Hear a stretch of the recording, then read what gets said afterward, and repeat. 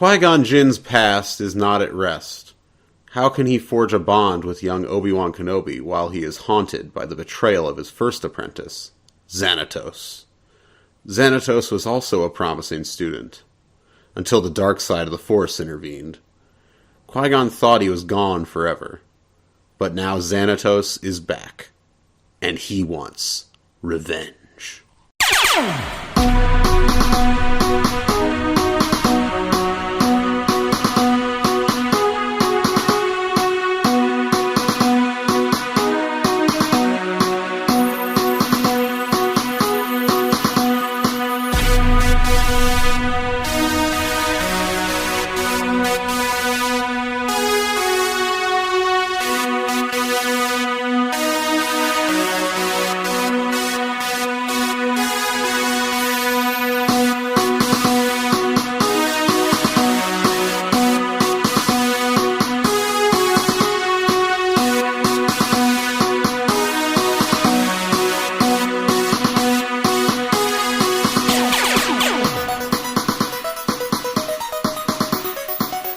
Hello, younglings, and welcome back to the Padawan Library.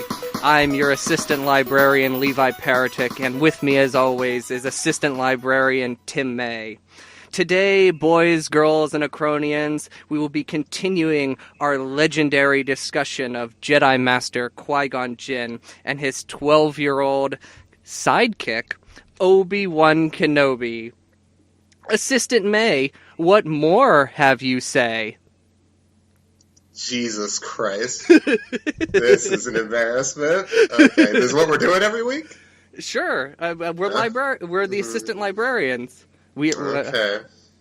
Assistant librarian. I feel like I should get to be the head librarian if we're going to be. You're not the head librarian. Jocasta Nu is the head librarian. Come on.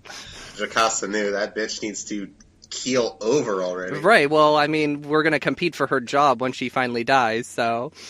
Okay. Well, guys, welcome. I hope that you guys came back for episode 2. This is, I think the first episode went well. We don't know whether you guys liked it or not, because we're recording so many in advance, but I think we got a rhythm going, hopefully. I think so. All right, well, in this first part of the show, before we review books, we get to... Oh, by the way, what's the premise of the show? Oh, the premise of the show is... We have to include that in our intros. That's Levi. true, damn it. All right. Well, the premise of the show is that you and I and the younglings at home, we encourage you guys to follow along, but we are reading through young reader novels. These are chapter books of the Star Wars franchise. Set in the Star Wars universe. Yes. We're beginning with the Jedi Apprentice series, largely by Jude Watson. That's what we'll be reading later today, is the second book in that series. But in this first half of the show, we like to just talk general Star Wars topics. Last week we ranked our all the Star Wars movies, just to give you guys a general idea of our taste. But this week, there's 2 different types of Star Wars book that we'll be covering on this show, and it's not young reader and young adults and teen and adult books. We aren't handling anything for anyone over the age of 12 in this on this show. We read children's literature exclusively, but it's legends and canon, or as I like to say, new canon and old canon, or old whatever, legends and canon. That's the official designation. So, if you don't know what that means, when Disney bought Lucasfilm, all the old books were officially designated as non-canon. Not like they were canon really before, but we don't need to get into that right now. But and then everything published since 2014 is supposedly part of this official canon that ties into the movies and the TV shows and the cartoons and everything. Supposedly, if you read all the books, and that includes the young readers' books, then you will get the full Star Wars experience. that hasn't necessarily played out, but there is a new book coming out in April called Master and Apprentice by one of the best writers that's come out of the new canon, Claudia Gray.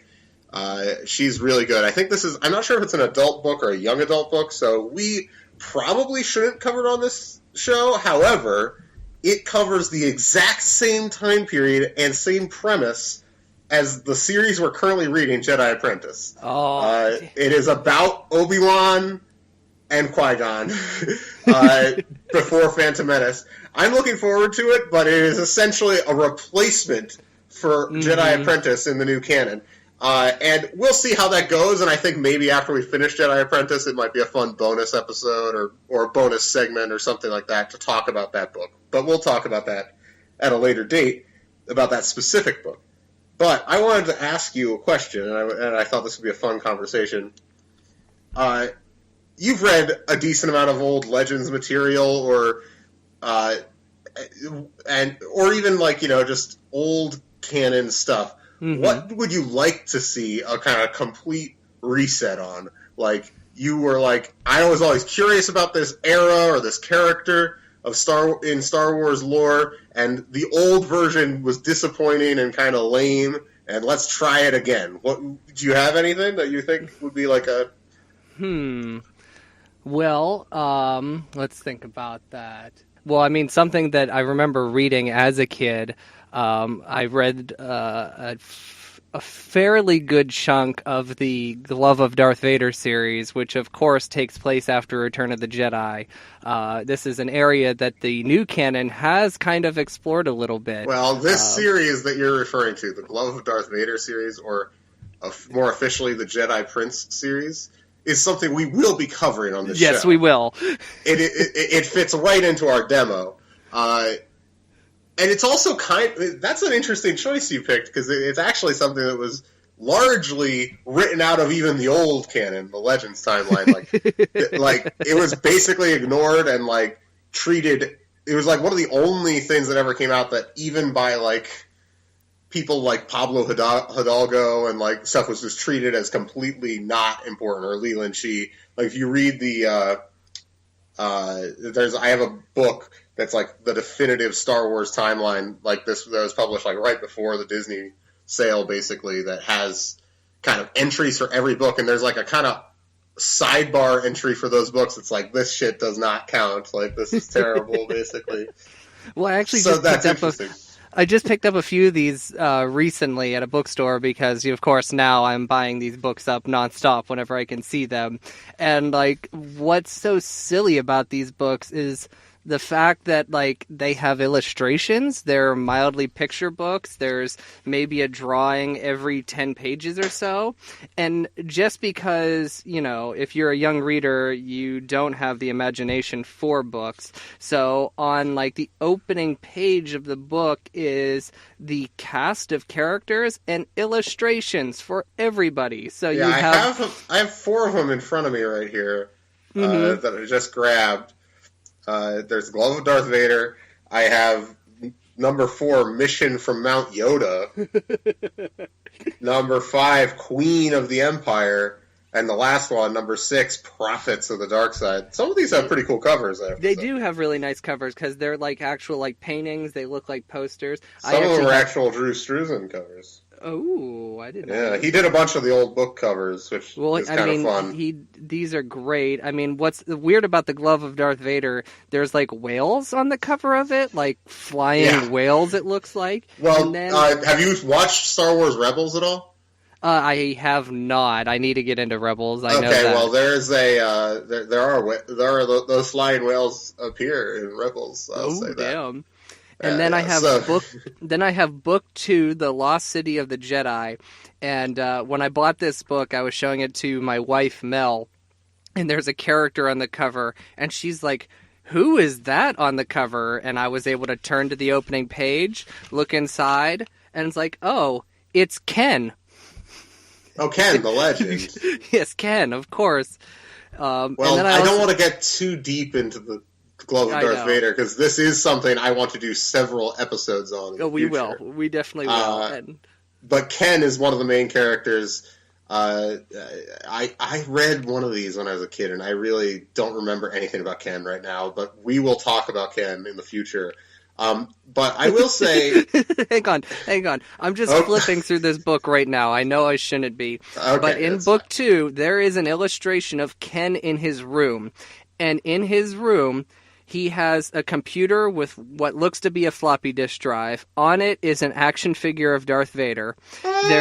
There is a Millennium Falcon on a shelf with a Han Solo frozen in carbonite, an Admiral Akbar, a Yoda, a Boba Fett, and a Jabba the Hutt. And then hanging from the ceiling is an X-Wing and a TIE Fighter. It's like he has all the toys from the movies. This was a weird time, because the early 90s... and, you know, really, like, actually there's something we'll talk about a little bit later when we talk about our main topic later today. But, like, I'm obsessed with the kind of, like, Wild West days when things were not really looked after.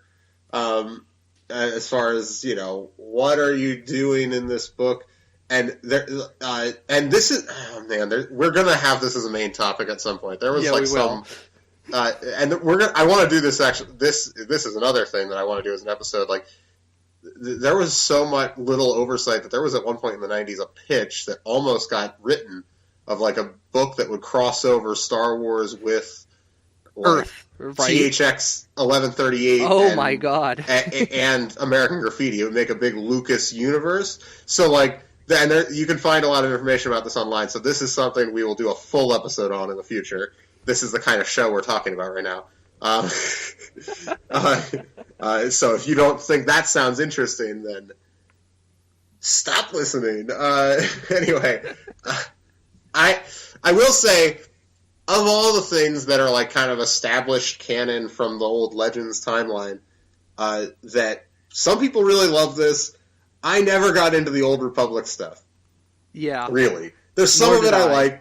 Some of it is kind of cool. Like, there was actually a comic book series in the mid-2000s called Knights of the Old Republic with a character named Zane Carrick, who's kind of a Jedi that gets framed by, like, these corrupt, like, masters.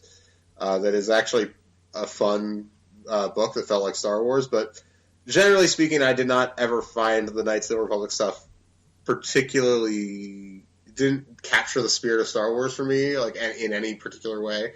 The game is good, but, like, it wasn't my thing, and I never loved that, like, especially, like, in, like, from, like, the stuff from the 2000s, it felt like 4,000 years before the movies, like, apparently were not really remotely different in terms of, like, technology. Like, politically, there were differences, obviously, but I don't know. There was a lot of stuff that I thought was kind of disappointing. If you look at the old Dark Horse comics from the early 90s, like Tales of the Jedi and stuff, I don't think those are great comic books, but at least they feel like an ancient history of Star Wars. Like, there's a difference in terms of...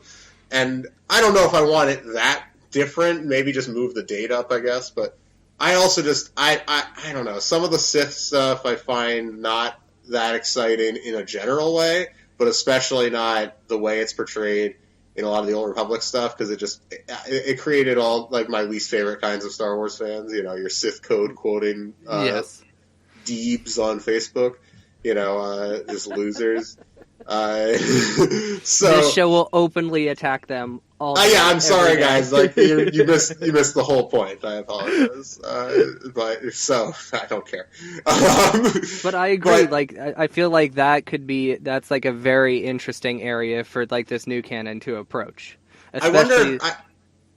Go ahead.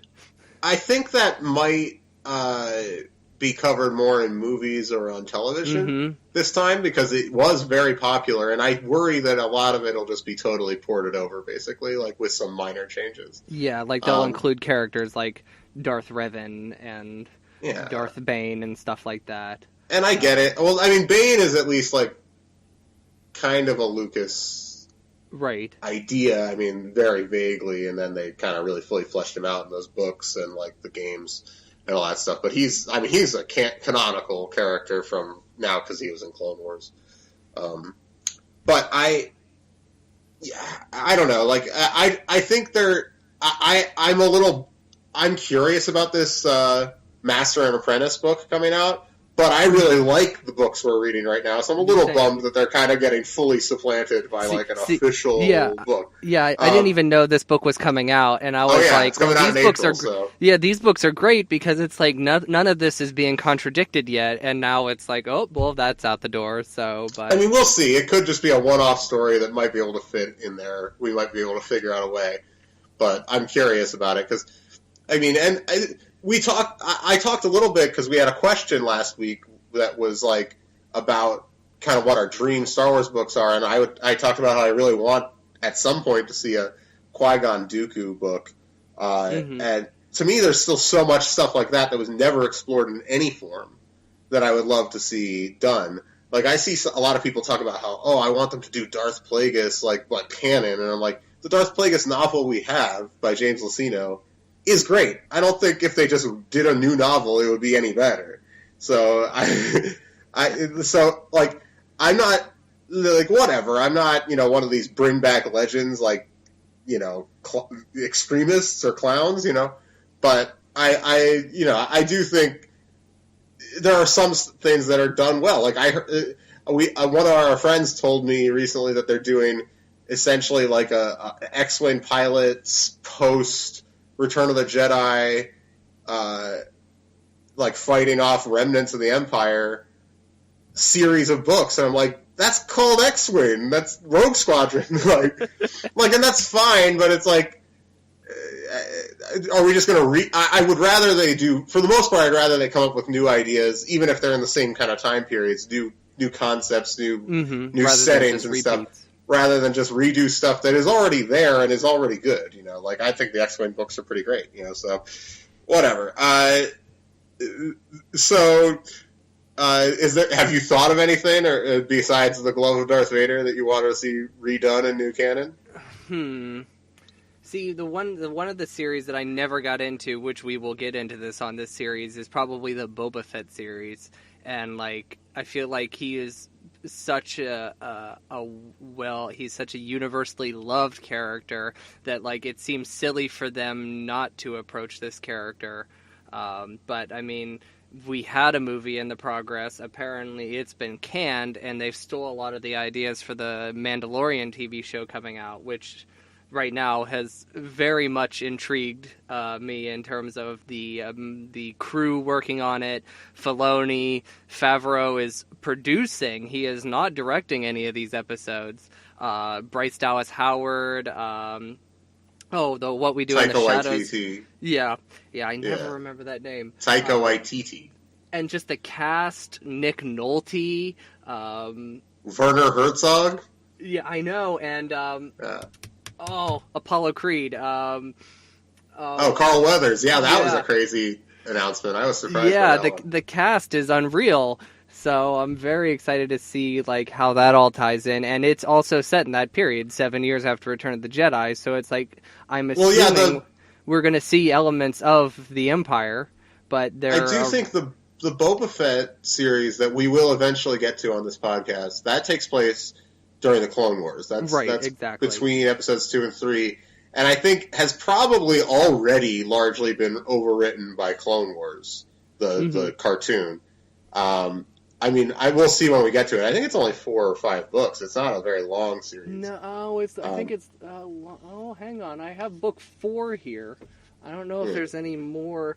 Oh, there might be more than that, but it's not. It's not like a lot. It's not double digits. Yeah, this cover is so bad. It has. Okay, this has. Wait, this is Hunted. All right, it only has 4, but this has this classic from the original animated Clone Wars series, Dirge, on the cover. You remember that character? Oh yeah. I haven't seen those in a long time, but yeah, Dirge. They're great. That's pretty cool. They're very good. I will say I'm looking forward to just continuing this podcast because there are so many weird different back alleys we can take. I mean this whole world of Star Wars, but especially the world of Star Wars books, and we're going even deeper to the young readers' books. there are things that are just clearly saw no oversight, despite the fact that they were probably some of the more popular non-movie Star Wars things. Because with kids, like impressionable kids, like a 6-year-old is much more likely to buy the Glove of Darth Vader than they were Heir to the Empire, because like they could probably read the Glove of Darth Vader, no problem. So I find all that interesting, and that's something we're going to get into a lot, because I mean, the main things we're covering kind of in the early going of this podcast, like Jedi Apprentice, Jedi Quest, etc., those will have some coherence because they're largely written by one person. But yes. I'm curious to see kind of once we branch out further, your Galaxies of Fear, your Gloves of Darth Vader, your Star Wars science adventures. These are the things that I'm excited about. So if you guys will just stick around for our break, then we'll come back with more Padawan Library.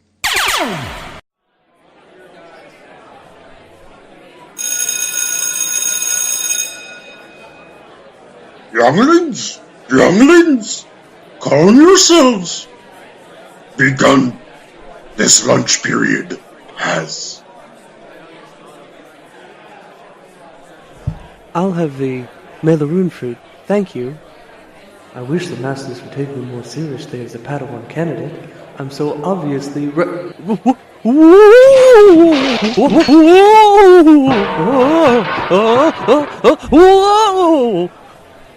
Obi-Wan, are you alright? I'm fine, Band. As Master Yoda might say, fine, I am. Oh, Obi-Wan. Ha! Ha! Ha! What a fool! Who asked you? I asked myself. It is I, Brook Chun. I cannot believe the Masters are letting Obi-Wan Kenobi stay at the temple. He's such a clown, such a doofus, such an oaf. Hey, wait a minute.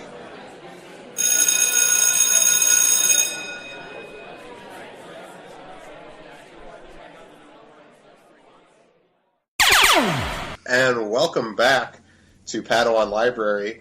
This week, we're talking about Jedi Apprentice, book number 2, The Dark Rival, by Jude Watson, who takes over from the Wizard of Storytelling himself, yes, Dave Wolverton. So she takes over this entire series, and not only this series, but the sequel series, Jedi Quest, and its sequel series, Last of the Jedi. So she fills in all these gaps between before Episode 1, between Episode 2 and 3, and post Episode 3. So a little information about Jude. She started writing after she got a job at a big New York City publishing house. And what she started off doing was she was writing copy for the back of books. And one day she thought to herself, well, I'm not as good as this book, but I can't be possibly bad as this book. So from that, thinking, well, I'm not the best, but I'm not the worst, she started writing. And within a year, she sold her first book. It was a small book series called The Brides of Wildcat County, first published in 1995. It's a young adult romance series. This seems to be a good chunk of her career. She's also written books for, I know it's a popular series for kids, The 39 Steps. She's written a handful of books for that, too. I saw her name on it. I was like, oh, I know her.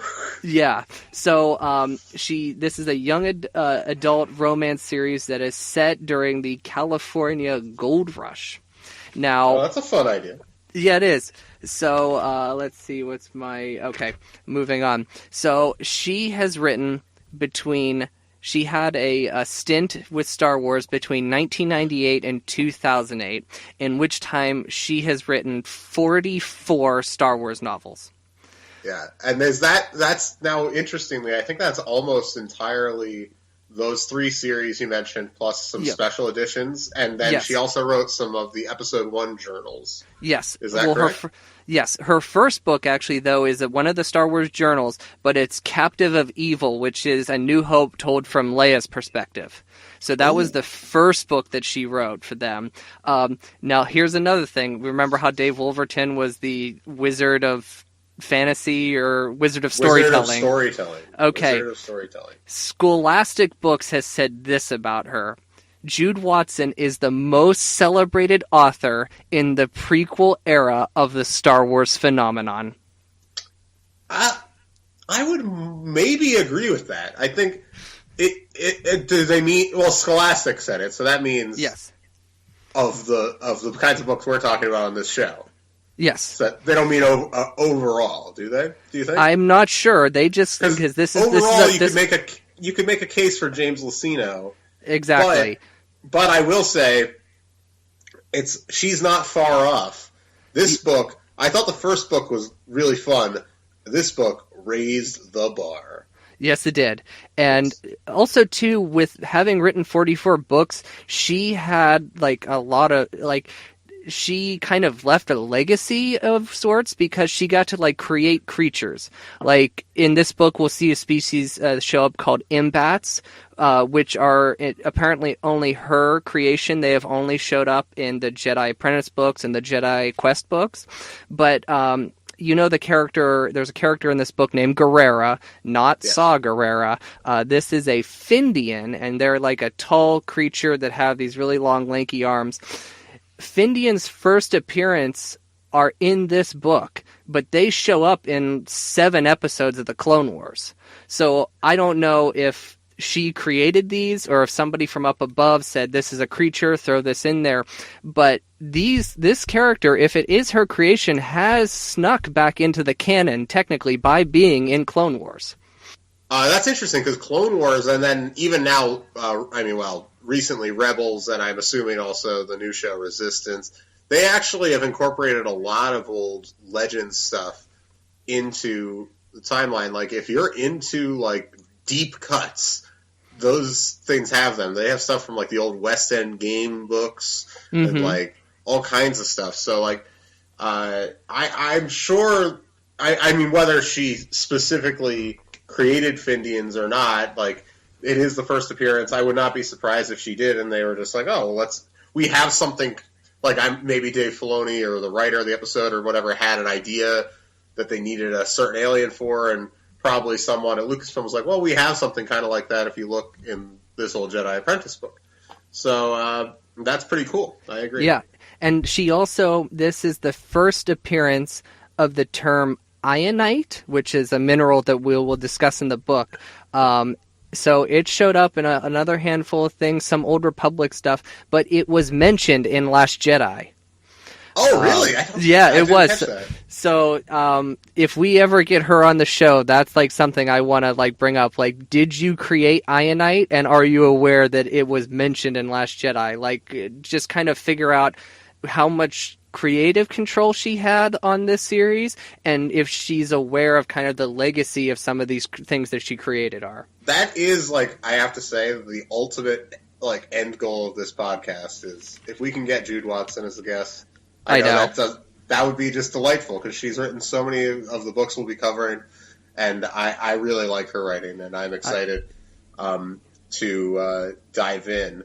Yes, I know. She didn't create this character technically because he was mentioned in the first book, but Xanatos, who we'll talk about a lot in this book, kind of villain of this book, he was actually used in later, like I think around like 2010 or 2011 in a Dark Horse Comics miniseries about Qui-Gon and his old apprentice Xanatos. So like that character kind of lived on even past like the Jude Watson books. So, she, again, not a character she specifically created, but a character she obviously did the most to define, Yeah.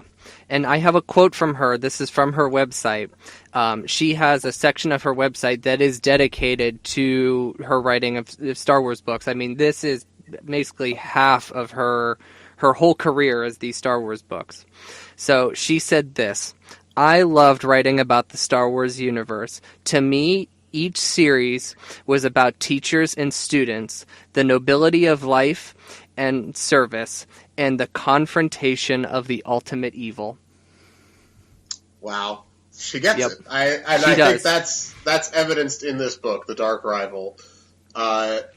So where we left off in The Rising Force, the first book, was kind of Qui-Gon still wasn't ready to kind of commit to Obi-Wan as his Padawan, and they had been through this big adventure together, and he had seen Obi-Wan's bravery, but he was still really hesitant, and we find out really why in this book. We kind of knew why, but we get it really comes to the fore here. And so they arrive on Bandamere at the end of that book, and Qui-Gon's kind of blindsided because he gets an invitation at the very end of that book from his old apprentice, Xanatos, he's looking forward to seeing him. And Qui-Gon hasn't seen him in a very long time since something very big happened. Yes. Which we'll talk about. Yes. Now, first thing in this book that I want to discuss, and this is very, very brief, we have discussed on the previous episode about how, they'll often make up words for very basic things, such as, steel, becomes, parasteel or whatever. Well, in the first page of this book, Qui-Gon wakes up on his sleep couch. See, the sleep couch. I had a whole segment prepared about the sleep couch. Okay. Why don't we do it right now? Let's do it right now. We're moving the Wikipedia page up here right now, and sleep couch. This made me chuckle. I texted you immediately that Qui-Gon just woke up from a sleep couch. And not only does the sleep couch appear on the first page of the book, a sleep couch appears on the last page of this book. So talk about, some true mirroring and mastery in authorship of this book. Sleep couches are everywhere.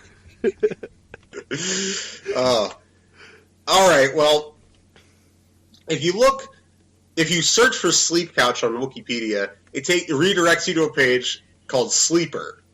And here's what it says. It says, a sleeper, alternatively known in other variations as a bed, sleep couch, or cot, was a piece of furniture or location that was used primarily as a place to sleep. Some took the form of solid or semi-solid mattresses, or sleep mats, while others could mold themselves to the being who slept upon them and react to their movements. The sheets of a bed might be printed with elaborate designs, and children's bed linen often featured war heroes and villains of the galaxy. So they just wrote a whole paragraph telling us what a bed is. This is one of my favorite things about Wikipedia, is the pages for mundane items that we know. There's a page for cups. There's a page for everything. It's if there's no difference between what it is in the Star Wars universe and what it is in our universe, I don't know if you need a Wikipedia page for it. But one of my favorite things here is there's a picture that comes with it that is just a picture of a bed with a woman standing in front of it. I think it's Leia, actually. It might be from Shadows of the Empire. And it says, one of many beds in Prince Shizor's palace. We'll be talking about Prince Shizor relatively soon. Yes, we will be. But, yeah, and it's very goofy. But moving on, yes, Qui-Gon opens this book waking up on his sleep couch. Yes, so, yes, he does. Real quick, too, before we should get into the book, we should probably discuss the politics of Bandamere, do you think? Yeah. Bandamere is interesting. It's we have this group of kind of natives that have been largely enslaved by the Offworld Mining Corporation from the first book. Yes, they are Myrians, and they are very short. They're apparently shorter than Obi-Wan is. They seem human-like, and according to their Wikipedia page, they usually have just, white eyes.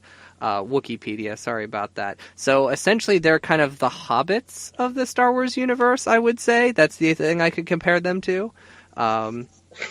So they are on this planet, like you said, they're enslaved because the planet, for whatever reason, which is rich in these resources, rich in mining, have sold all of the land contracts off to the Off-World Corporation and the Acronian mining complex. So the government itself has no control over the mining operations on their own planet. Yeah, that's...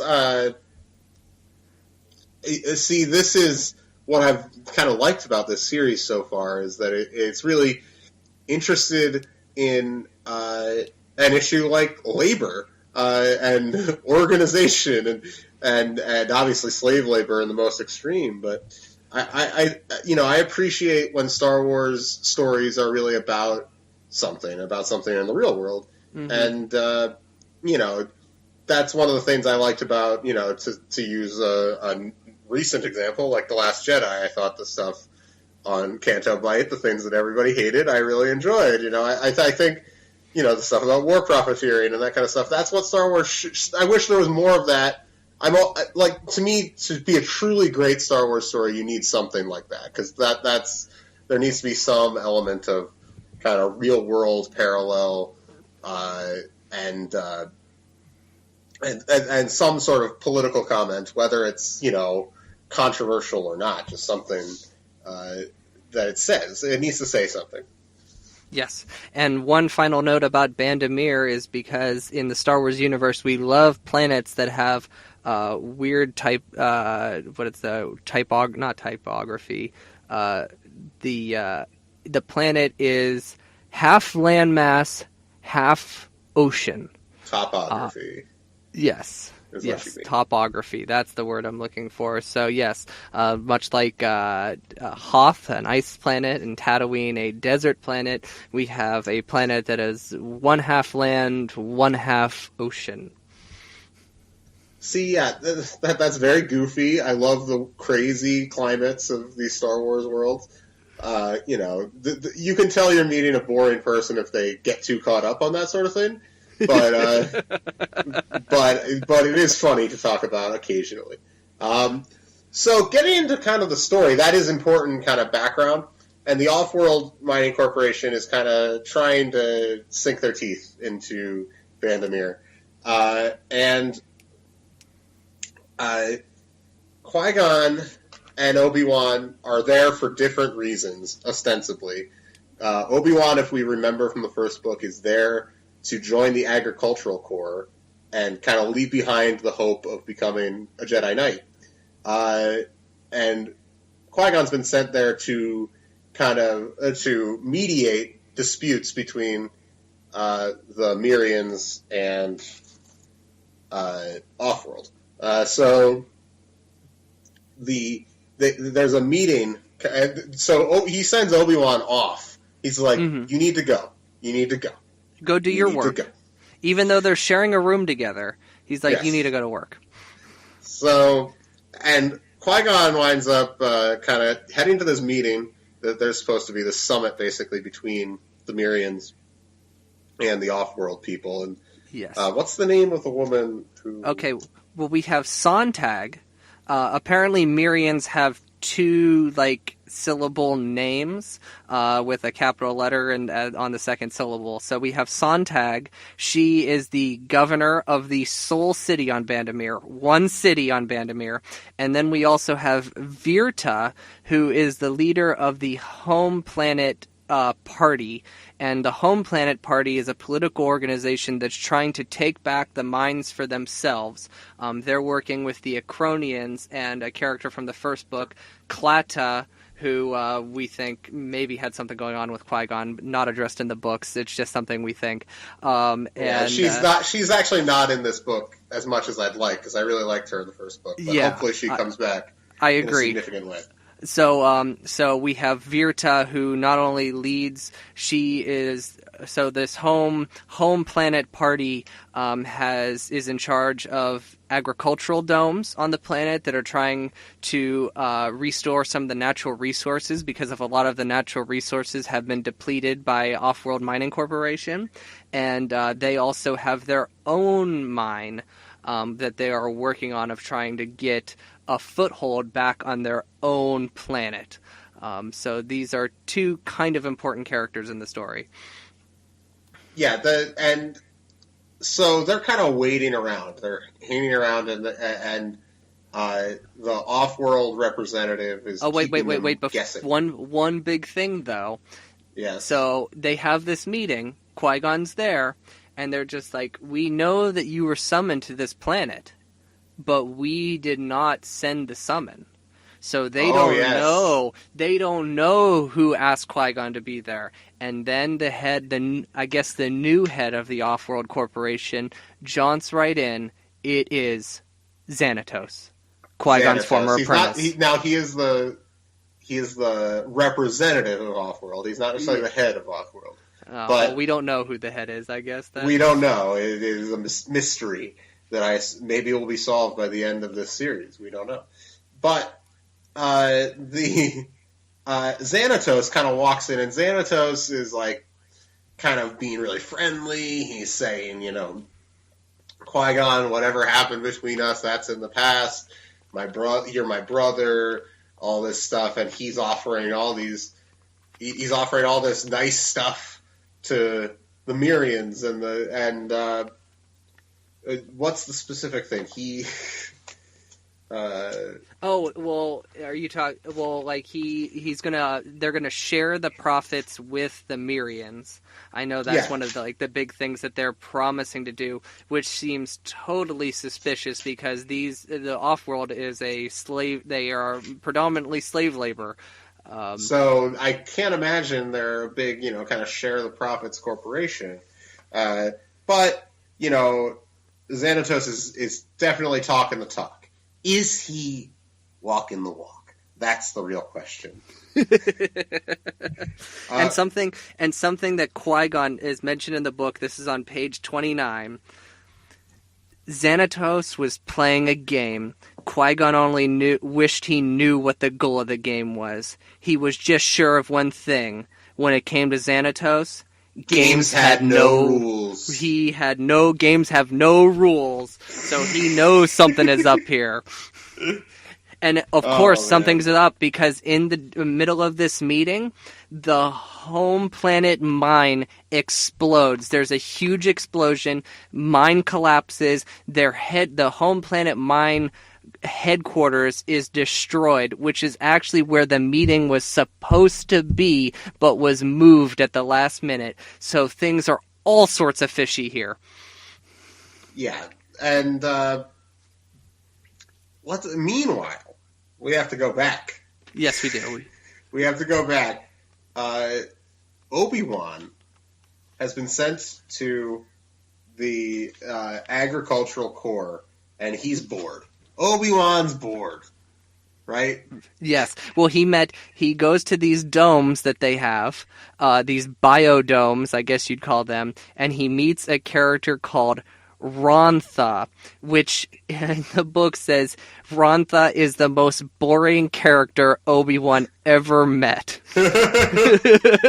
So there is nobody more boring than Rontha. He's monotone. He wants to talk about seedlings all day. So he's there with Sai Trimba, the Acronian that we met in the first book, who Obi-Wan befriended. And two of them see a fruit tree. And they're just like, oh my god, we're so hungry, we're so bored, let's just steal the fruit. They steal the fruit, they're eating it. It's described as the best fruit either of them have ever had. But then somebody sees them. So they start running to avoid getting caught. They end up running through a field and falling into a giant pile of manure in true Back to the Future fashion. Oh, that's true. It is. And then this leads, so Obi-Wan crawls out of the manure and he sees a wall like an annex of the dome that's there, and he walks up to it and he puts his hands on it because he senses something. And when he puts his hands on this wall, the wall turns transparent. It's like nothing he's ever seen before, so he's inspecting it more. And he can see shipping containers inside. So something's going on here that he wants to know, what is going on in this room. So he kind of like tries to get Trimba to break the rules with him again. They're a couple little troublemakers, those two. Yes, they are. And he kind of goes to Qui-Gon, and he's just like, hey, like, but he realizes, he's like, I shouldn't do that. I shouldn't go off half-cocked. I need to go talk to Qui-Gon, he's like, I know, like, this isn't my place anymore.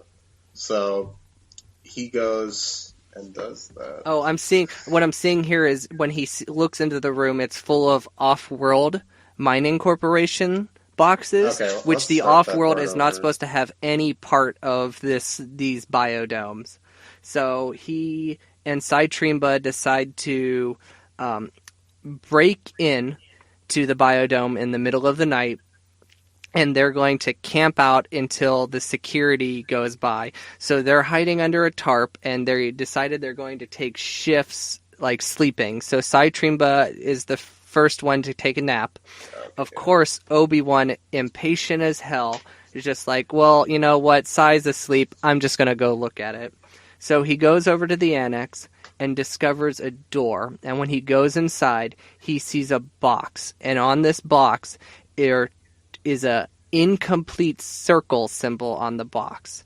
And when he goes to open it, he is then confronted by a dark hooded figure. Who else could it be but Xanatos?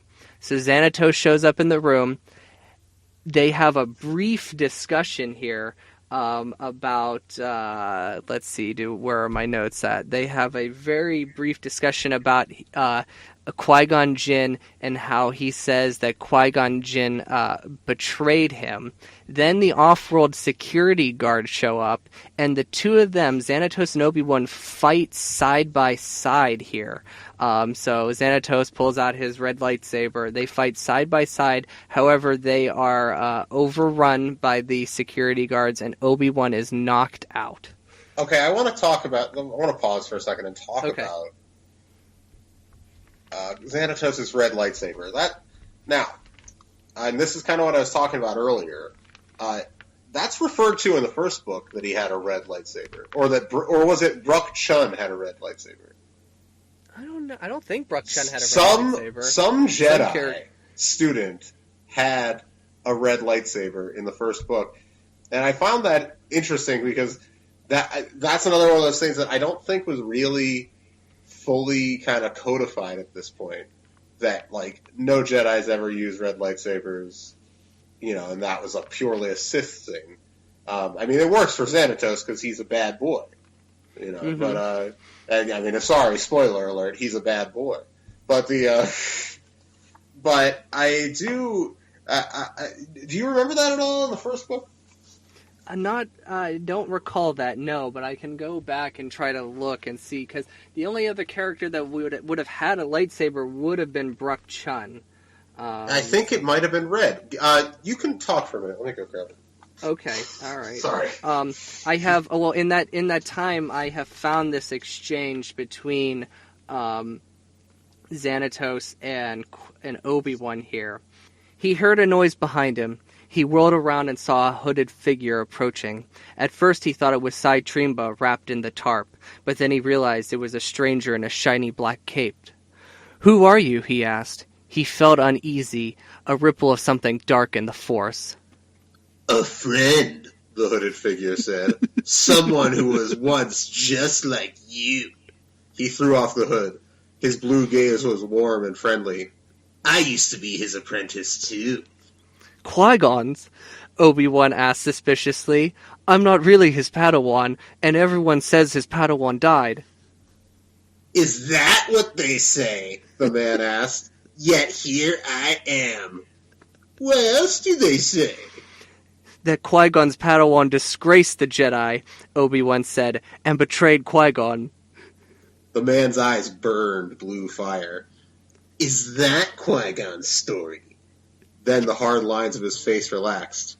I was his Padawan, so I know what you go through every day, Obi-Wan Kenobi. I know what you wait for, his approval, his trust, but he keeps both from you. He keeps a skin of ice around himself.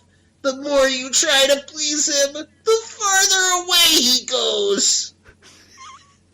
Obi-Wan said nothing. The words seemed to have come from his own heart. At his worst moments, it was exactly what he thought. Xanatos looked compassionately at the boy. Yoda praises him. The Galactic Senate depends on him. Everyone vies to be his apprentice, but he is the worst kind of master. He denies you his trust, yet he demands everything of you. Obi-Wan heard the words as if he were in a trance. How true is it, he thought. Deep anger stirred, anger that lay dormant inside him. He feared his anger more than his enemy. I am Xanatos, the man said. Did he ever mention me to you? Obi-Wan shook his head. Xanatos gave a sad, rueful smile. No, he said softly. He would not. It's up to me to tell you what he did to me, how he built me up, kept me by his side, always with the promise that I would advance. Yet in the end, he broke every promise. I will happen to you. It will happen to you too, Obi-Wan. Could it be true? Could Qui-Gon's coolest hide the seeds of betrayal? Obi-Wan had felt the chill of Qui-Gon's reserve, but he had always assumed it was because Qui-Gon hadn't accepted him. Did Qui-Gon's secrecy hide evil or good? Why are you telling me this? Obi-Wan asked warily. To warn you, Xanatos said. That's why I came. You... He stopped suddenly. He held up a hand. Someone is coming, he whispered. Suddenly, 5 security guards burst in. Obi-Wan saw the red planet patch on the uniform. Off-world? What was their security force doing in the dome? One of the men spoke into a comlink. We found the thieves, he said. No, Obi-Wan said. We're just... Do we need to keep reading this, or...? Probably not. This is where, Xanatos draws his lightsaber, him and Obi-Wan fight side by side. However, he does say something... He said he fought defensively while Xanatos became an aggressor, spinning through the air, delivering scorching hits, but he seemed too reluctant to land a killing blow. Xanatos' Jedi skills must have been rusty. He allowed himself to be maneuvered into a corner, and the guards advanced with blasters drawn. Obi-Wan leaped on top of the pile of crates and threw himself into the groups, arms and legs scissoring in the air. So that there is interesting. Xanatos maybe would have got himself screwed. Of course, he's working with Offworld, but Obi-Wan saves him there. So that's a nice little moment out of Obi-Wan. So Obi-Wan gets defeated by the guards, and he's carried off into who knows where. Meanwhile, Qui-Gon goes to meet with the governor of Bandamir. When he is there, he is talking to Virta, the head of the Home Planet Corporation, and the Home Planet Party. And they find out that in the explosion, this actually helped the mine, because normally they mine azurite, but it was all shot to hell in the explosion, and they discovered ionite. Ionite is more valuable than azurite. So if they can mine this, if they can get their mining operation back together and mine this, they can turn a massive profit. The key here is, though, Off-World Corporation cannot find out about it. And in this moment, too, Virta actually proposes to Qui-Gon Jinn that he joins the board of trustees of this, and that he can make a big fortune himself. Of course, Qui-Gon says, no, that's not the Jedi way. All I can do is kind of moderate this. And she even goes as far as to tell him, well, you should quit the council and join us. You will be rich. So she tries to buy Qui-Gon off here, which is, very suspicious. Yes. So, and Qui-Gon this whole time has been very suspicious of Xanatos. As, you would be. You heard how he speaks. And he speaks like a villain. So, he kind of contacts Yoda, and he talks to Yoda, and Yoda's like, yeah, this all seems really fishy, but, you don't seem to have a plan, so don't go in half-cocked. Yeah. He's basically he's basically telling Qui-Gon what Qui-Gon is telling Obi-Wan. Yes, exactly. There is a moment here, Qui-Gon goes to the off-world headquarters, where he meets a Hutt security guard, which, if you remember, Luke Skywalker unsuccessfully tried to use a Jedi mind trick on Jabba the Hutt, said it was ineffective. However, Qui-Gon pulls a Jedi mind trick on this Hutt security guard and is successful. So that says something about the Hutts. I wonder if that's really just Jabba is like... It could be, because, as we learned in the last book, Jemba the Hutt was a much stronger Hutt than, what was his name? The other one? Grelb, the legend Grelb. Grelb the Hutt, who ended up shooting Jemba by mistake and killing him. Classic Jemba. So Grelb. So anyway, Qui-Gon works his way up into Xanatos' office, where he walks in and encounters a wall that he can't. There's just a plain wall with no door. He walks up to it, touches it, and it turns transparent. So again, Qui-Gon thinks, this is a lot like what Obi-Wan described in the Dome, and it's where this is given a term. This is transparasteel. It is transparasteel. This is a very common thing that you read in Star Wars novels, and it's just like basically plexiglass.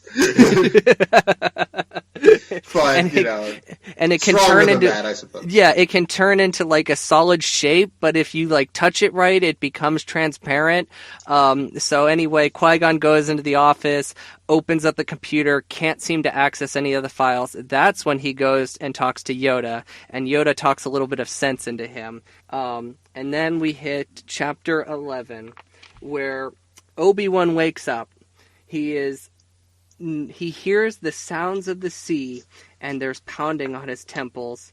He looked, and he was in a long, narrow room with a long ceiling. Rows and rows of sleeping platforms surrounded him, bedding rolled up at the foot of each wide platform. He was alone, his lightsaber was gone, and a comlink.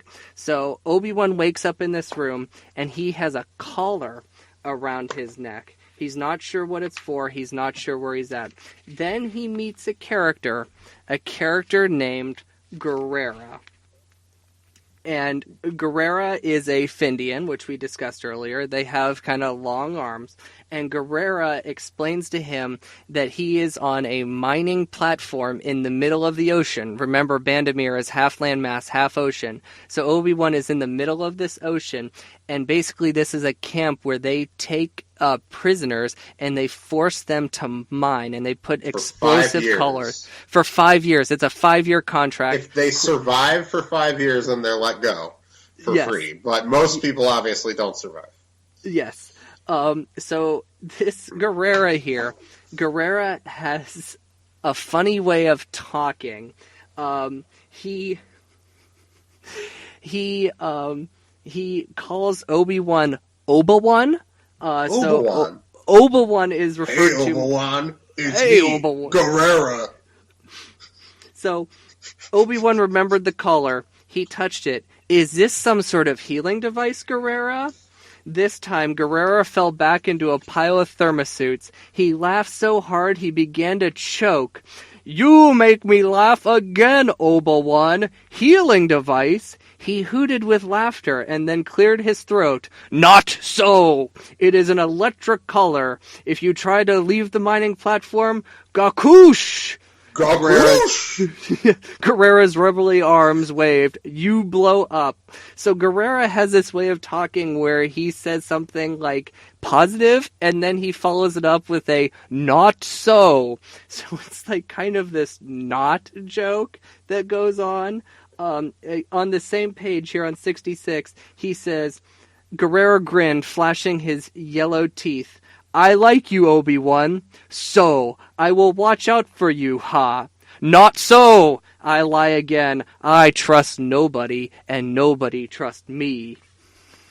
See, I like this, because I enjoy when people try to come up with new ways for aliens to communicate. You know, like, people always are like, oh, Yoda is, like, a weird thing, and there's a distinct syntax, and we have a whole segment about that. But I enjoy it when writers try to figure out some new thing. This one I think mostly works. I don't. It's a little goofy, but like I caught on to it right away. Sometimes the writer will try to do this, and it'll like just be really confusing. But this works. It shows up. It shows up again later on in the book. We'll get to that. So Obi-Wan is forced to mine. He has to wear like a protective suit to do it, and he's not sure how to get out of this yet. So now we jump ahead, and then this is where Qui-Gon finds out that through Cytremba that Obi-Wan is missing.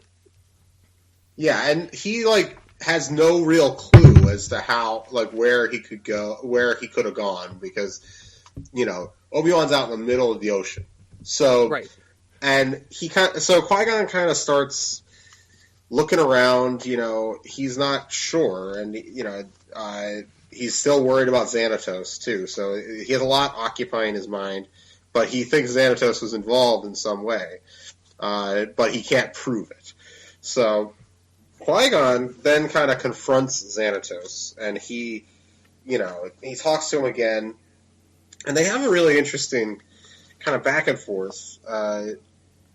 We find out a little more about their past. You know, the book also, like, most of the chapters are preceded by these kind of, you know, little flashback scenes involving Qui-Gon and Xanatos. And we'll talk more about that once Qui-Gon really reveals all this to Obi-Wan later in the book. But I think there's some interesting stuff here. If you have the book, you can read along with it on page 70. It starts here. Xanatos flung one side of his cloak behind him. His hand rested casually on the hilt of a lightsaber. Xanatos had broken a solemn rule by leaving the Jedi and retaining it. Xanatos patted the lightsaber. Yes, I still have it. After all, I trained for all those years. Why should I give it up like a thief when I deserve to carry it? Because you deserve it no longer, Qui-Gon answered. You shame it. A flush spread over Xanatos' face. Qui-Gon's comment had hit its mark. Then he relaxed, smiling. I see you are still a hard man, Qui-Gon. Once that bothered me. Now it amuses me. Xanatos began to circle around him. We were friends at the end, more than master and apprentice. Yes, Qui-Gon said, tracking him, moving with him. We were. All the more reason for you to betray me. To you, friendship is nothing. You enjoyed my suffering. The betrayal is yours, and you the enjoyment of suffering. That is what you discovered on Telos. Yoda had already seen it, and that is why he knew you would fail. Yoda! Xanatos spat out the word. That knee-high troll! He thinks he has power. He hasn't dreamed of a tenth of the power I know. You know, Qui-Gon asked mildly. How do you know such power, Xanatos? A mid-level manager of a corporation sent to do the board's bidding? Oh, fuck! Yeah, crushed. That destroyed. Is so hard. You see, like, I think that's interesting, because that's kind of I'm always curious. There's always these kind of like fallen apprentices in a lot of Star Wars stories, and I think Xanatos is an interesting one. I know I'm making fun of him with the voice and everything, but he's like a pretty interesting character because we find out later in the book what really happened, between between Qui-Gon and him, and it's pretty serious. And he wants power, but a lot of times in Star Wars books and stuff like that, the dark side's, the seeking of power is definitely a thing, but it's often kind of vague, and we'll find out pretty soon the specifics of it, and I think it's a lot more compelling than a lot of that. And something that's mentioned at some point in the book, I actually don't have it written down, but they mention that Xanatos is from a planet called Telos, and he is his father is actually the head of Telos. He's one of the most powerful men on the planet.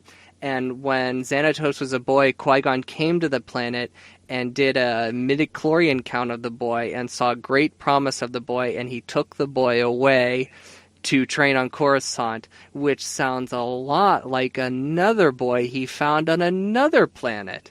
Yeah, maybe Qui-Gon, isn't necessarily the best talent scout, but we'll talk about that in the future. So, talent scout maybe, but not finding the best. I mean, people. They're like Obi-Wan says in Episode 1. If you just listen to the Council, you could be on the Council. So Qui-Gon has always been his own team captain here. So that's something that's apparent. So from now we jump back to the mining platform, and Obi-Wan has been there for 2 days. He's struggling to use the Force to override his electric collar so he doesn't blow up if he tries to get off. It's not working, and he finds out that day he has to go to the deepest sub-level of the mine with Guerrera that has traces of ionite. Ionite, of course, is the mineral that was found in the home planet mining mine that was exploded that's apparently very valuable. And Obi-Wan says, "What's wrong with ionite?" And this is something Guerrera says. Even traces of the mineral carry an alternative charge, Guerrera explained. Not positive, not negative, void. So instruments can go dead. If bad air backflow happens, there's no warning. It makes work fun. Ha! Not so. His yellow eyes stared bleakly at Obi-Wan amid white circles. Last week's warning timer went dead because of the high ionite concentration, another miner said, who was out mapping the seafloor. They ran out of oxygen and didn't make it back to the tunnel. So this ionite is apparently very dangerous. This, of course, leads to Guerrera talking about how he was on the deck or something, and he was taking stock of, boxes. And it just so happens that he mentions a weird box with a broken circle on it, just like the one Obi-Wan had seen back in the dome. So the two of them concoct this plan that they're going to go up on the deck, and he's going to show Obi-Wan where this box is. So he does that, and then the guards show up. It trips a silent alarm, and the Obi-Wan tells Guerrera, "Come in, close the door." But instead, Guerrera began to shout, "He's in here! I found him!" He turned to Obi-Wan and said, "Even though I'm in danger, I would never betray a friend." "Not so," Obi-Wan finished him as the guards rushed in. Right here. Yep, so Guerrera here has betrayed Obi-Wan. And for this, Obi-Wan is sentenced to death, which is he is going to be thrown overboard the mining platform. They're going to just toss him off into the water, and he is going to drown. And so, meanwhile, Qui-Gon goes to investigate, try to figure out where Obi-Wan disappeared to. And he talks to Saitrimba, he talks to Rantha, the most interesting character in the history of Star Wars. And then he figures out that he's at this mining corporation by this kind of clue about 5 years. It's like someone said Rantha says that some guy said, maybe you'll see him in 5 years when he was carrying Obi-Wan away. So Qui-Gon figures it out, and he, like, gets on a boat, you know, some sort of Star Wars-y boat, and he goes he's speeding there, and he gets there almost just in time. He sees Obi-Wan being about to be thrown off the edge of that balcony, and he goes speeding towards him. Yes, and then Obi-Wan is thrown off the side of the mining platform, and he doesn't think he can get there in time. And as Obi-Wan is falling, he sees a creature on a lower level with long arms stretch out a large tarp and catch Obi-Wan. So, of course, this is Guerrera. The backstabbing Guerrera has had a change of heart and has saved Obi-Wan. So Qui-Gon rushes to the platform, and they meet Guerrera for the together. So Qui-Gon gets to the mining platform. He meets Obi-Wan, and he uses the Force to together. Obi-Wan and Qui-Gon use the Force to turn off Obi-Wan's collar. They're about to turn off Guerrera's collar when these guards come in and they're shooting at them. There's nothing they can do. They have to get out of there. There's too many guards. So Obi-Wan hands a blaster to Guerrera, and he tells him to go hide, and in an hour your collar will be deactivated. Trust me.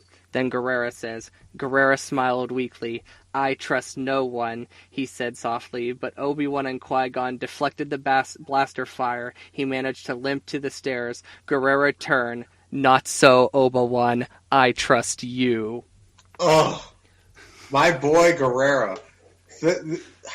See, I love this, you know, winning hearts and minds, you know. Yeah, Obi-Wan always makes a friend in one of these books, it seems, and I hope that stays. That's like a constant theme in these books. Friendship is a very important theme in the Star Wars movies.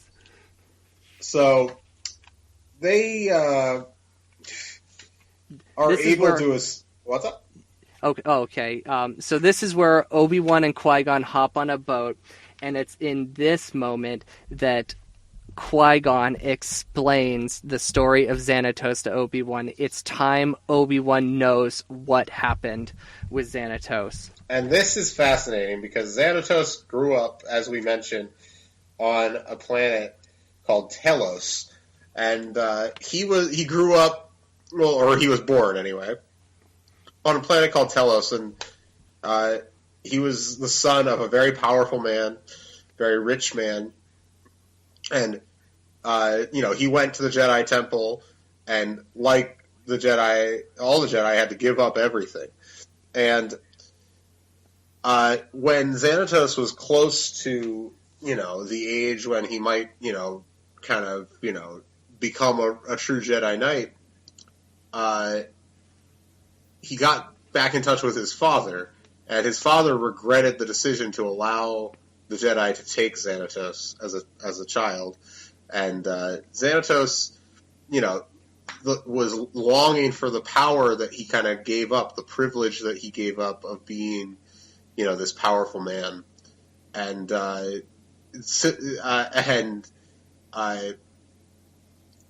so his father, what's his father's name?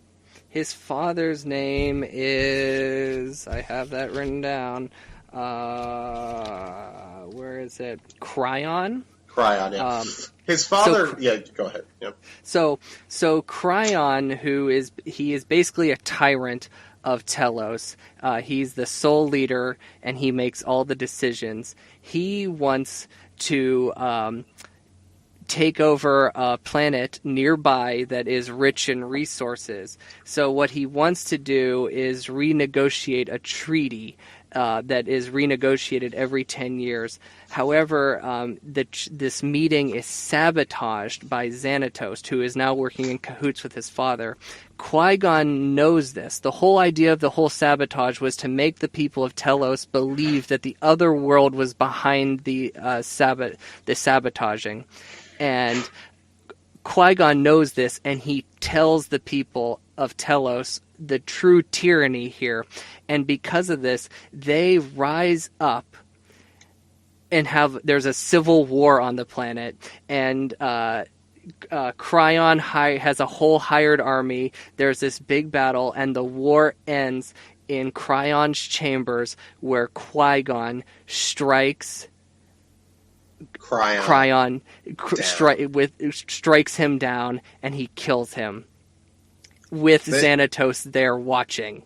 Right in front of Xanatos. And this is very powerful to me, because I think, I was mentioning, I think that a lot of times the dark side, the lure of the dark side, it is often precipitated by tragedy in the life of the character.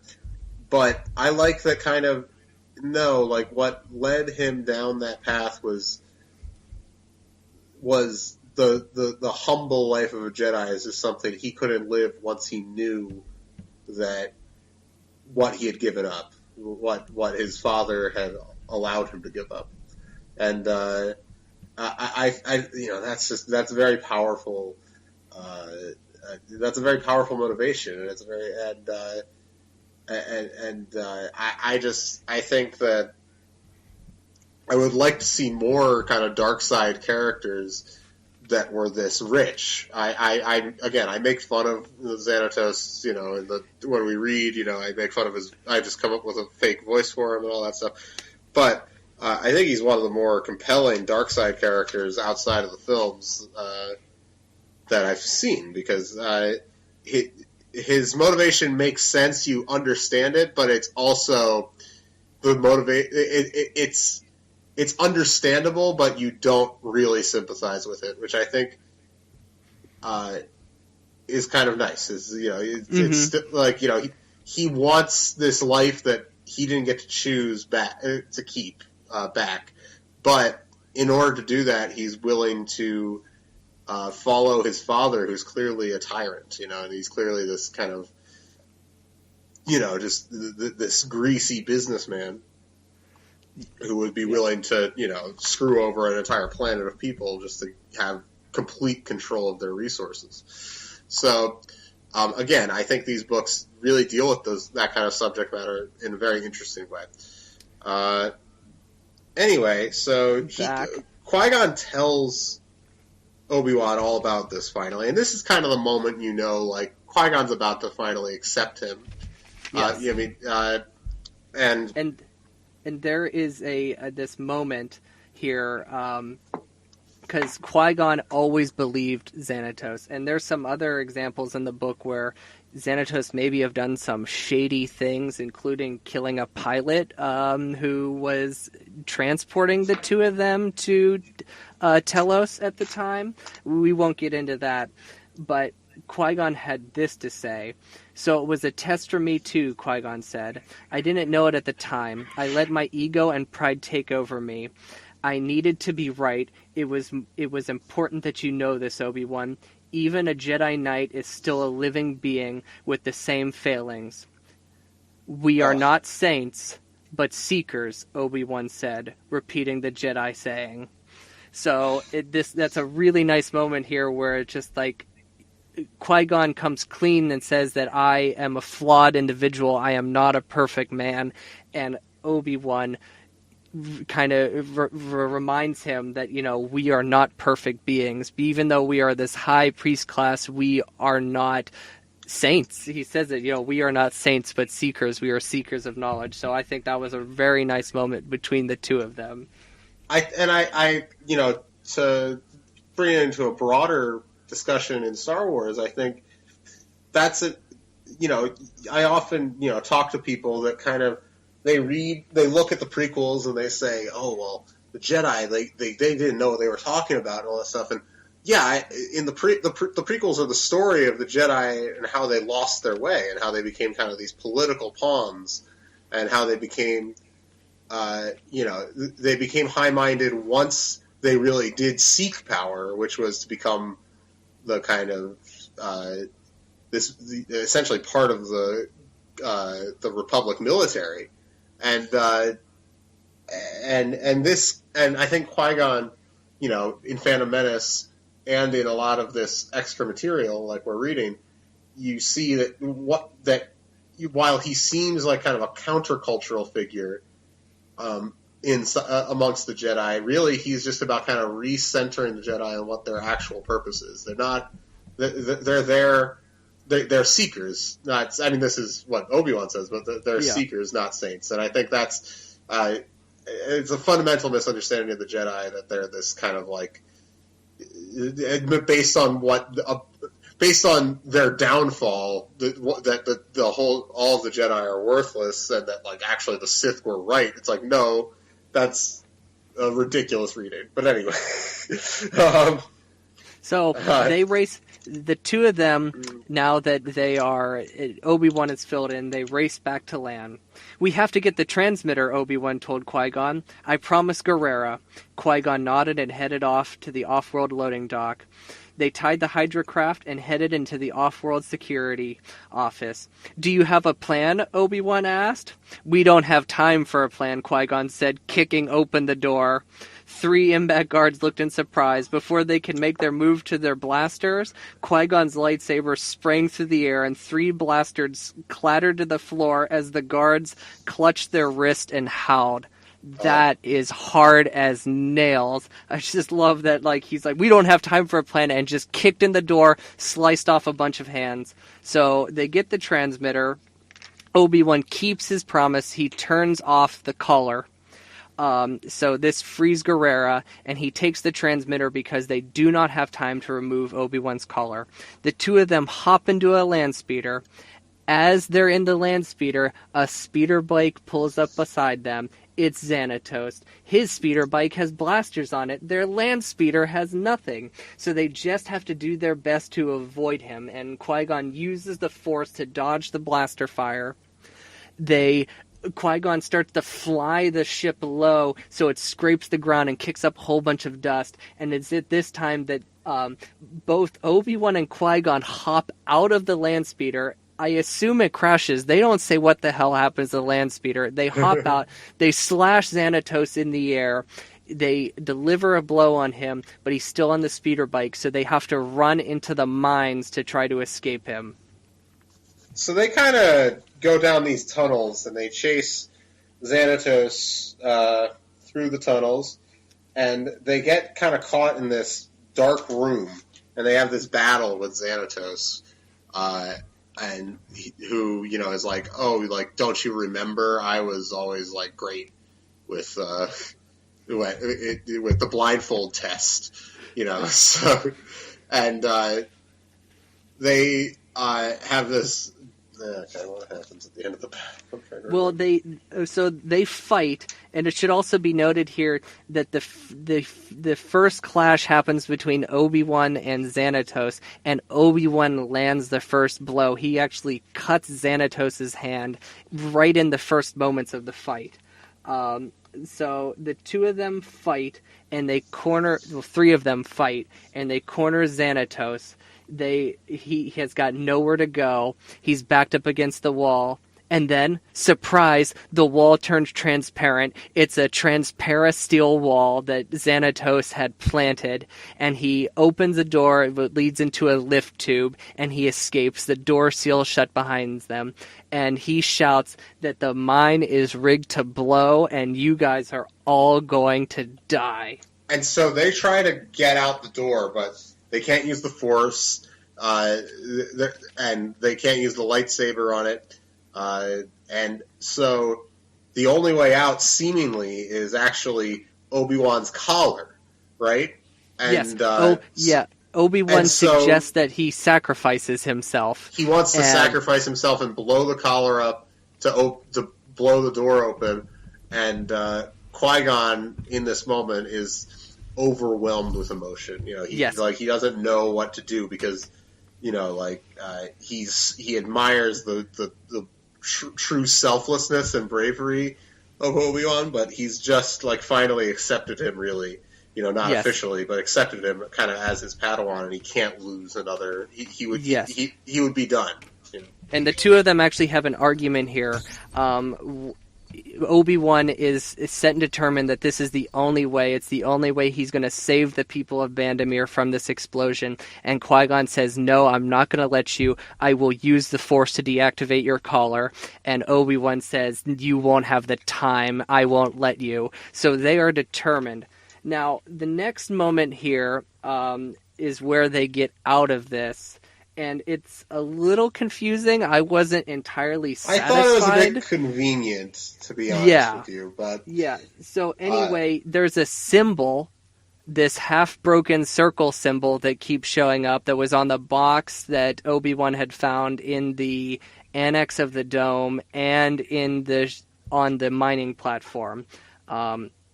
Qui-Gon sees this. He recognizes it as the symbol of Xanatos, and what does he do? He uses the Force to make it like a complete circle, and the door opens? Something like that. Yeah, this felt like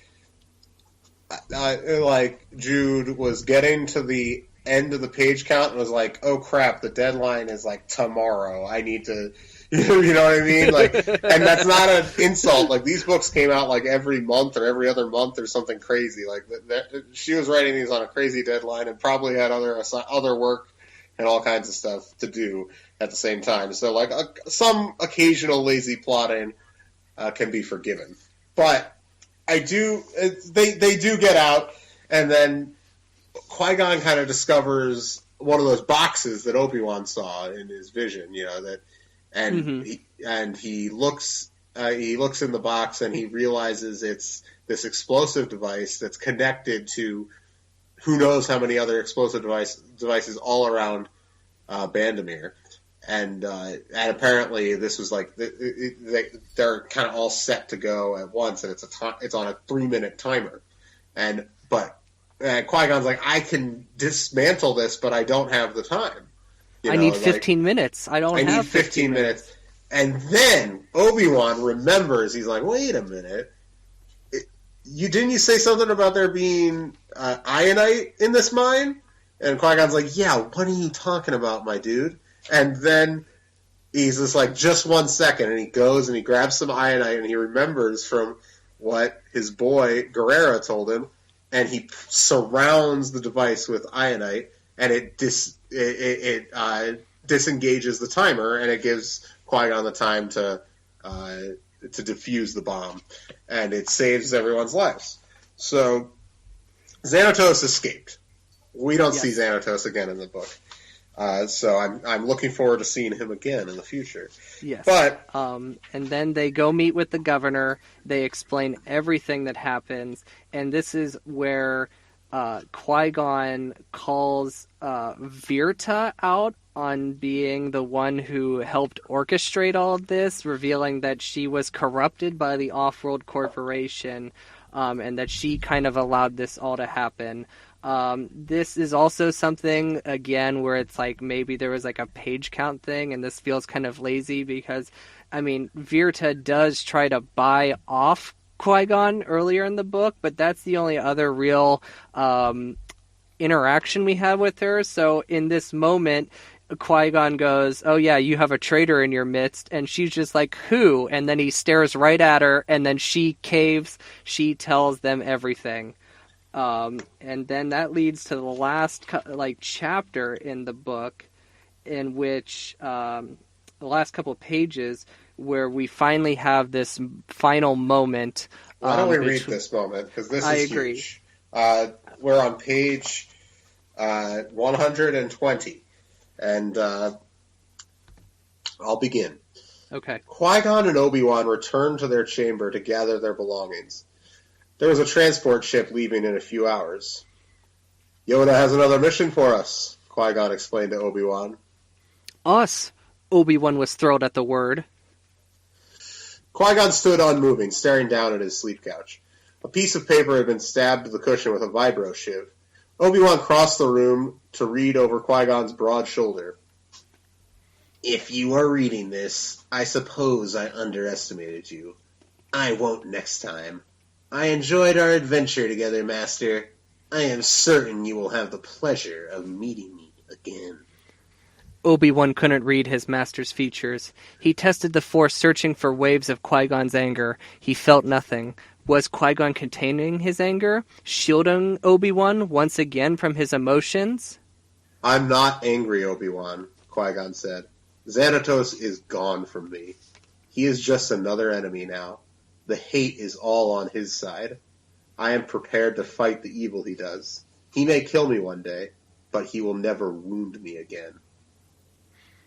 Qui-Gon turned. You showed me this.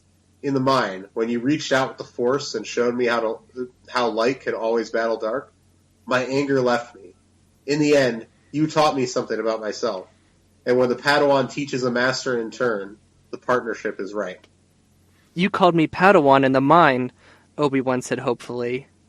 You would have died for me, Qui-Gon said. Your courage was extraordinary, even for a Jedi. I would be honored to accept you as my Padawan, Obi-Wan Kenobi. Obi-Wan felt warmth fill him. He didn't feel the pride he thought he'd feel hearing those words, but the Force moved around him, and in him he felt a deep sense of home. He swallowed. I accept, Master Qui-Gon Jinn. Of course, Qui-Gon added. You would not have succeeded with your plan. I would have stopped you from dying for me. You would have not been able to, Master, Obi-Wan replied sincerely. Serenely. Obi-Wan replied serenely. They exchanged a look, half challenge, half amusement. The Force pulsed between them. Both of them saw ahead to the long years and many missions to come. They knew they would debate this over those years, even as the memory of a planet called Bandamere had faded. It would be a friendly disagreement between them, a bond of history and trust. So, that's an incredible, that's a moment that, I know this book came out the same year as Phantom Menace, but, I think I read the first book of this series, but not anything past that. And reading that, it was incredibly emotional for me because I've really lived inside that relationship for so long. I find the Qui-Gon Obi-Wan relationship really compelling, and just getting that moment where he accepts him, it's just a perfect distillation of that character's relationship, those characters' relationships and their repartee, and like what they mean to each other. And I found that very emotional. That's basically how the book ends. They're off to another planet. We don't know where yet. We will find out in the next book. The Hidden Temple. The Hidden Past.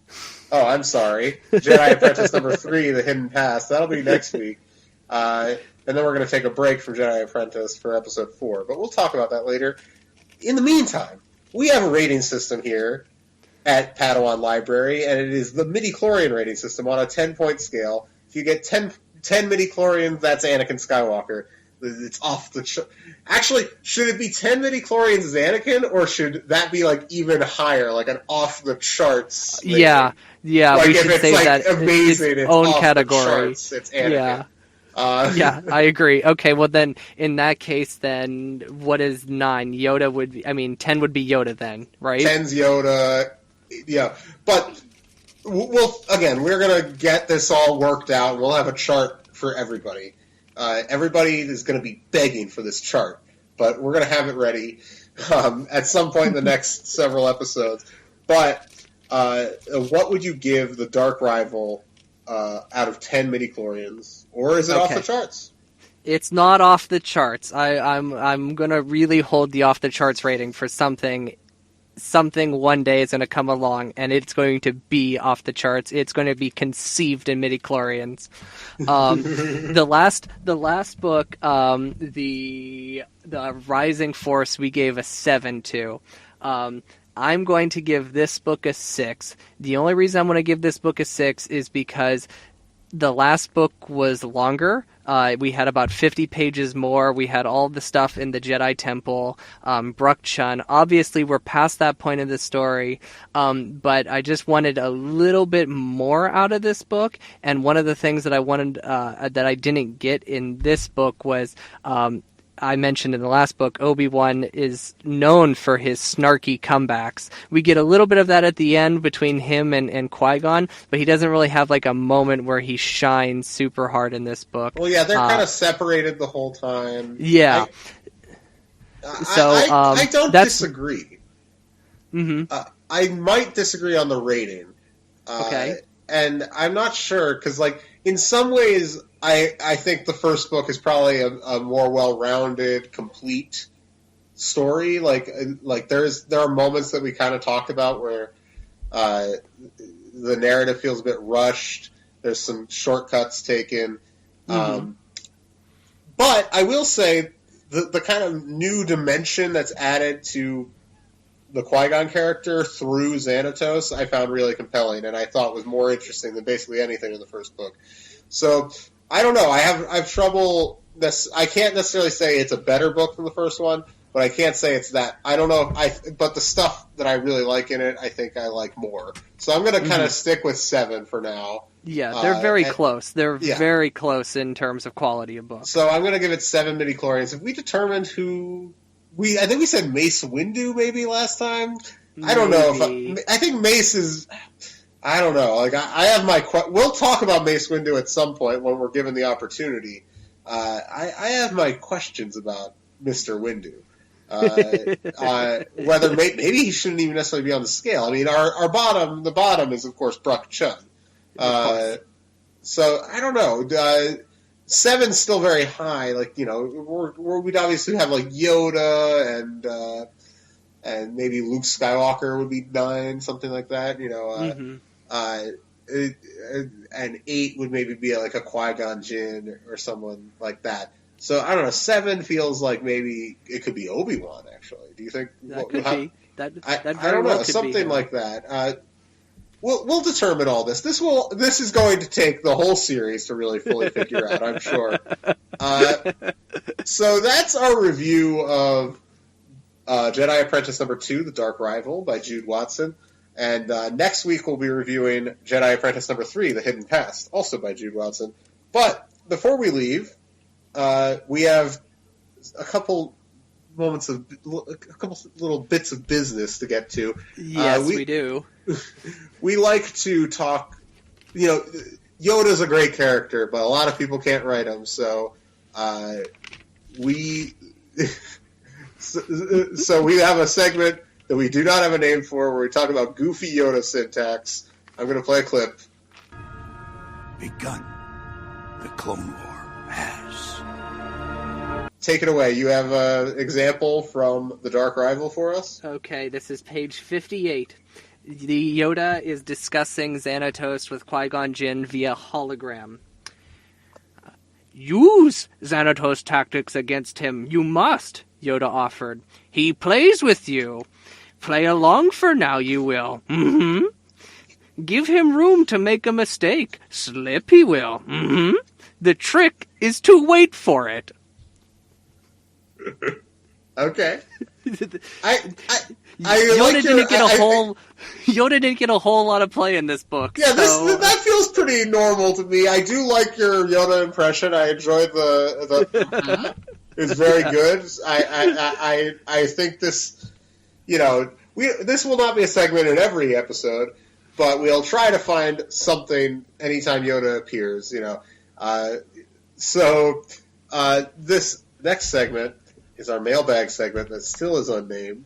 And if you have suggestions, and we haven't named it by the time you hear this, let's hear some suggestions for names for the mailbag segment. And in the mailbag, we have from Sam Lando Macaulay.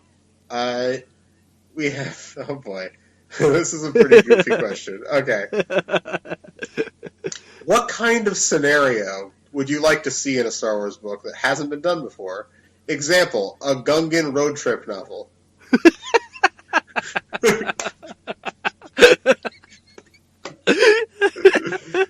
You have any ideas for unused concepts, like, you know, out-of-the-box ideas like that? You know what we were just discussing the other day, my wife and I, was what is a Naboo election like? Being that they elect predominantly teenage queens, and not only are the queens, they're not just figureheads, they're actually rulers of the planet that make decisions, and there's also a large element of pageantry that comes along. It's fascinating. It is. There's finally a Padme novel coming out like next month that I'd be curious about. That's a character that was largely ignored by books, weirdly, for a long time, and apparently it covers kind of like her stepping down or the end of her reign as queen and the beginning of her senatorial career. But that would be fascinating because Naboo to me is a super interesting place. I'd love to see something. Speaking of Naboo, I'd love to see something set on Naboo post Revenge of the Sith when there is something in I think it was the Leia novel that came out a couple years ago by Claudia Gray where they kind of describe how Naboo is sort of protected in the Empire because it's Sheev Palpatine's home planet. So that is interesting. I would be very interested in that, and especially maybe exploring Padme's family after she dies and what their kind of relationship is to Sheev, and that would be fascinating to me. It would be. It's one of the things we joked about is like we had thought of like the what are the debates like if they have like presidential debates, and if the debates are like a mix between like a beauty pageant and like an actual debate. So like there'd be like your royal wear competition where all the candidates come out in their best dressed, and then they discuss the political issues like treaties with the Trade Federation. Yeah, that I don't know. Like I'm curious because like I wonder if the queens are elected by themselves or as like kind of the face of like a party. You know what I mean? Like that's like a controlling party. That would be fascinating. What's interesting too is we have a different queen in episode 2 who seems older, like she's not a teenage girl. But then in episode 3 we have the brief moment where we see a queen who seems, in my opinion, younger than Padme was. Yeah, maybe that's just a prodigy. Padme was a prodigy, and maybe it's not always a teenager. But yeah, that's fascinating to me, and I wonder if it's always a queen too, like if they elect a king. But yeah, and like, hey guys, it's time to elect a Gungan. If America can have a black president, then Naboo can have a Gungan ruler. Oh boy. Yeah, I mean, Tarpals can get it done. Let's give Tarpals some love. He's at least as smart a politician as anyone. So all right, let's think of another one. So that was mine. What's yours? Yeah, I don't know. I think I would love to see stuff. I mean, he joked about a Gungan road trip, but I would love to see something that is a little more low key. That's not necessarily part of. I'm not saying I want like a Richard Linklater Star Wars story or something, but like something that's like not necessarily an adventure story. I think would be interesting. That's something a little more, about characters and maybe ordinary people that never really get caught up in the Jedi or the Sith or the politics, and set on maybe something set on Coruscant and not set in the underworld of Coruscant, but set with like a regular family that lives on Coruscant. And maybe how their lives are affected by these large-scale events that kind of swirl around them all the time. Maybe set it during the kind of prequel era, during the Clone Wars even, and it's a family that lives, on... It doesn't have to be Coruscant, but like some planet that's heavily affected by the Clone Wars. Right. But they're not part of the fight. They're not part of... I think that could be a really interesting idea for any sort of Star Wars story, but a book especially, actually. I got it. It's a TV show based off of Cheers, Dex's Diner. Oh, you know what? That's the perfect idea. I would love to see a sitcom based in Dex's Diner. Dexter Jettster is A great character. He's a character that everybody hates, and that I would scream if he shows back up at some point in. This, I would be so happy. That would be wonderful. I would be yelling. I would be yelling. People would be looking at me in the theater weird, and I would just be yelling with excitement. Why do people hate Dexter Jester? I think don't it's because you see his the butt hate. crack. I think that's the main problem. But that's that people George's have. humor. They hate potty humor in Star Wars, and you know what? I like potty humor in all aspects of my life, including Star Wars. And on that note, this has been Padawan Library. Yes, follow us on Facebook, Instagram. If you have a question yourself, email us at padawanlibrary@gmail.com. And you can follow us on Twitter also at Padawan Library. Yes, and join the we're book going to club. post all kinds of fun. Join the book club. Join the book club. We're trying to make that happen. Get on eBay now and start scooping these books up, because this podcast is going to just drive those used book prices through the roof, people. Get them while they last. So, I would...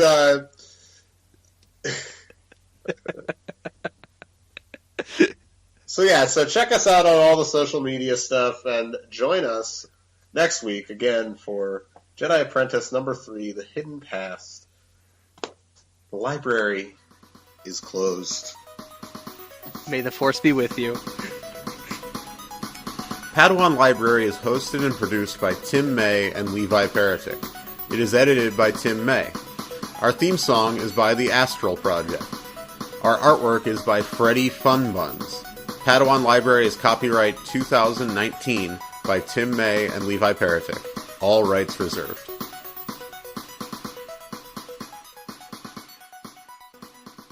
Woo! Whoa! Whoa! Whoa! Whoa! Whoa! Whoa!